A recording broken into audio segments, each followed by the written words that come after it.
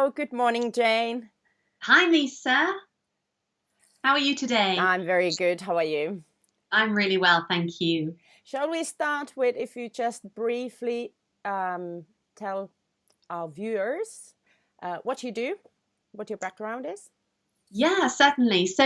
I work in business as an executive coach, and my role is to support emerging leaders and seasoned professionals who want to develop or sharpen their leadership further so that they can discover more who they are and make a bigger contribution and a difference in the world of work.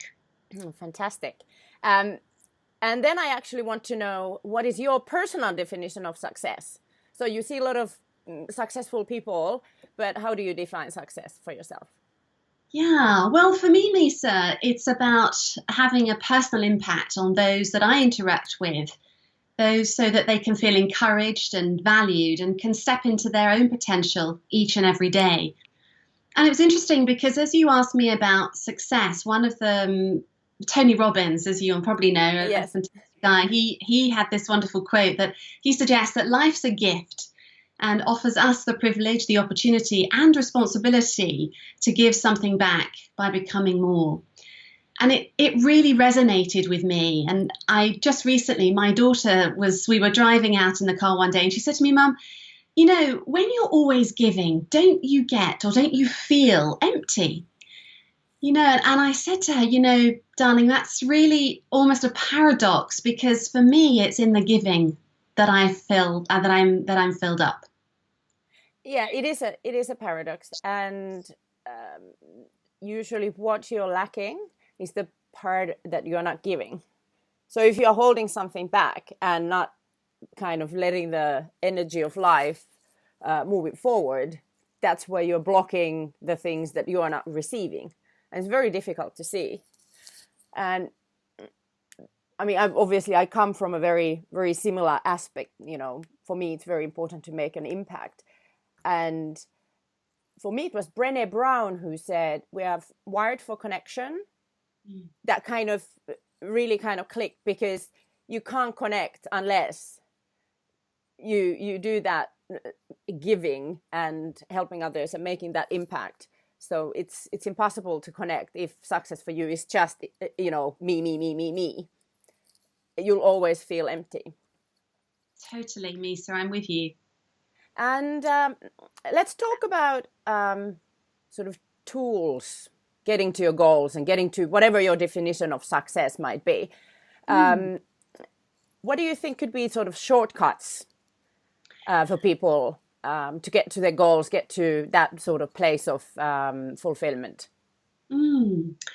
Well, actually, I love the fact that you use the word fulfillment because I think too that success is part of that. It's around feeling fulfilled. And I just shared my personal view of success. And for me, it comes down to three key things. One is to have a purpose. Mm-hmm.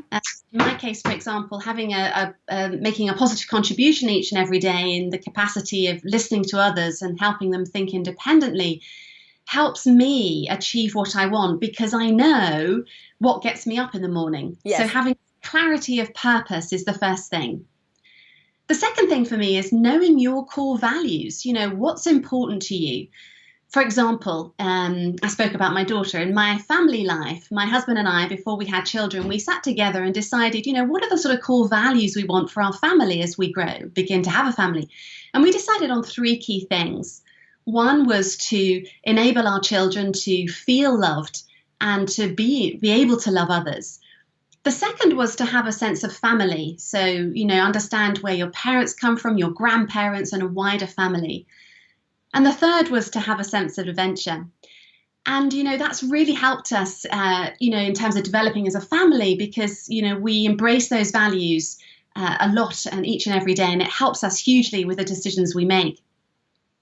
And at work, similarly, it's, my sort of core values for work around how I treat my clients and my colleagues and those I work with respect, and, making them feel that they matter and encouraging them so they can step into their potential.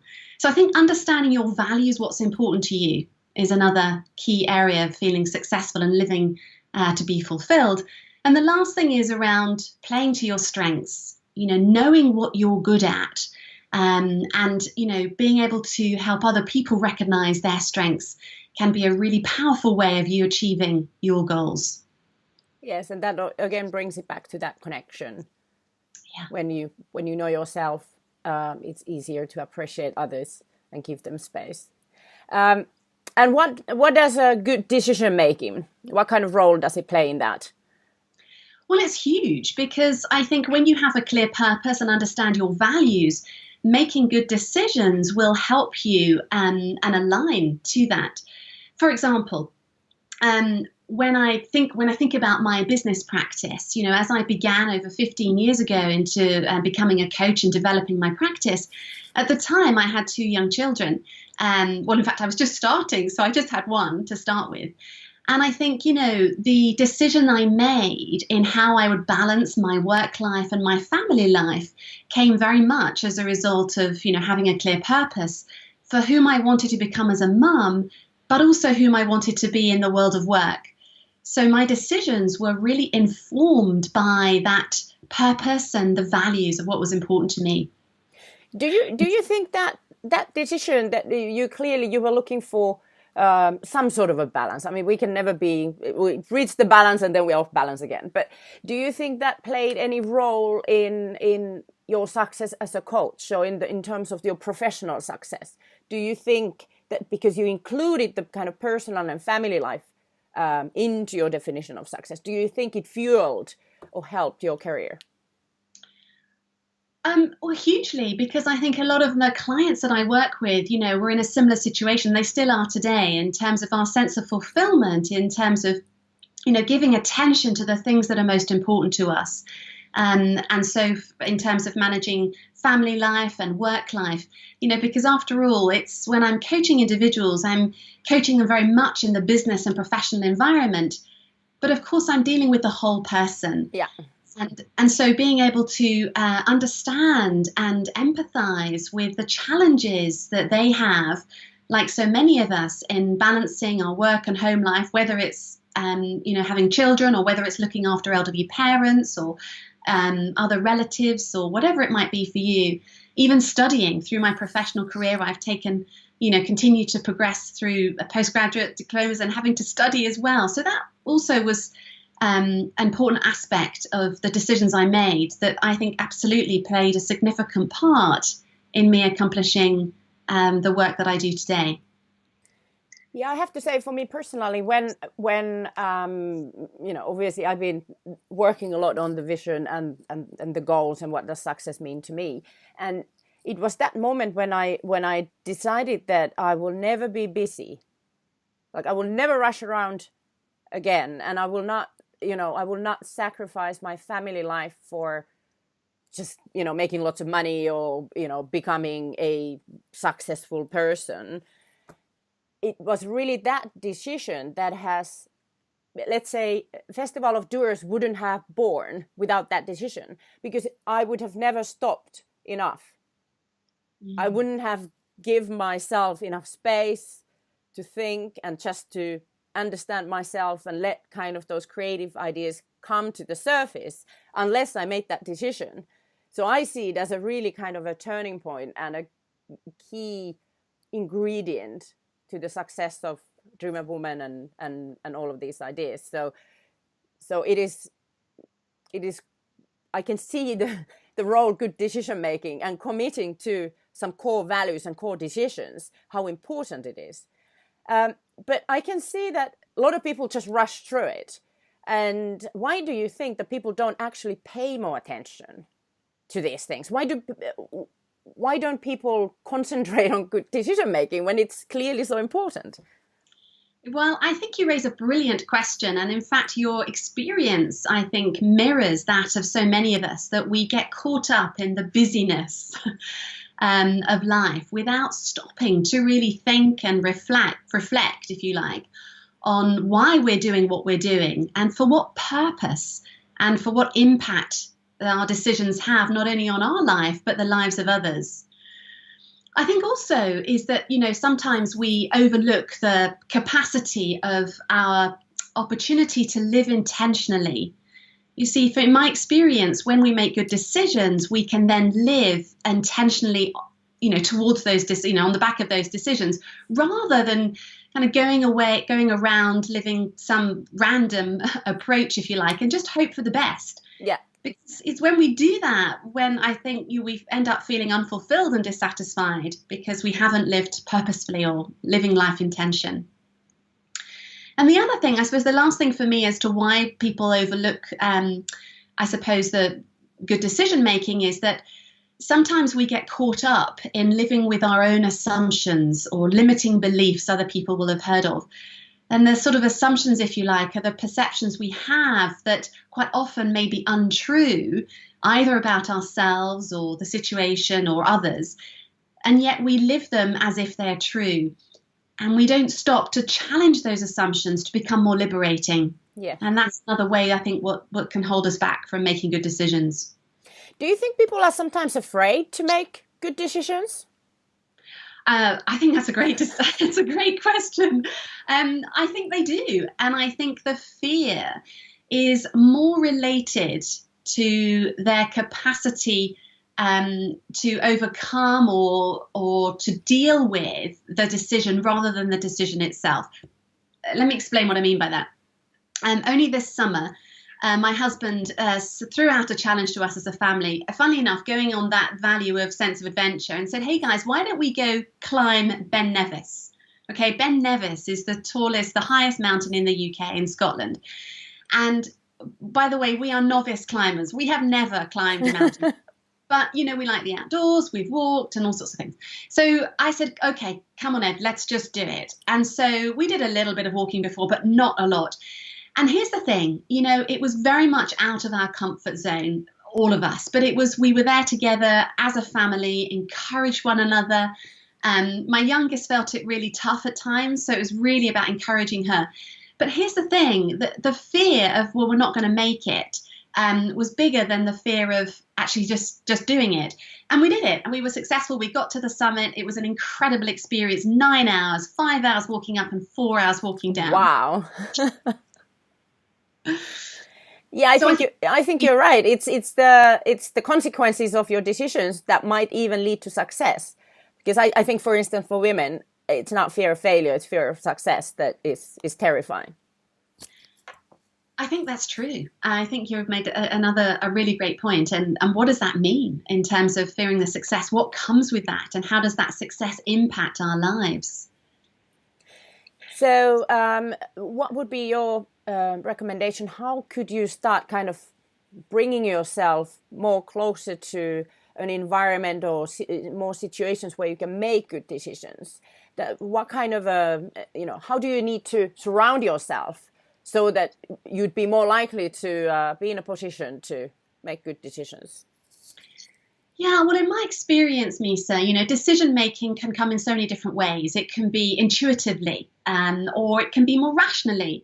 And in the work that I do in helping people think well for themselves with courage, with rigor, with imagination, and with grace, when we think in this way, we create and make good decisions. And so the environment in which we make good decisions, I think, is critical. And what I've noticed, and it's certainly in the work that I've studied with Nancy Klein, who's the pioneer of the thinking environment, is that we make good decisions based on the environment that enables us to think well.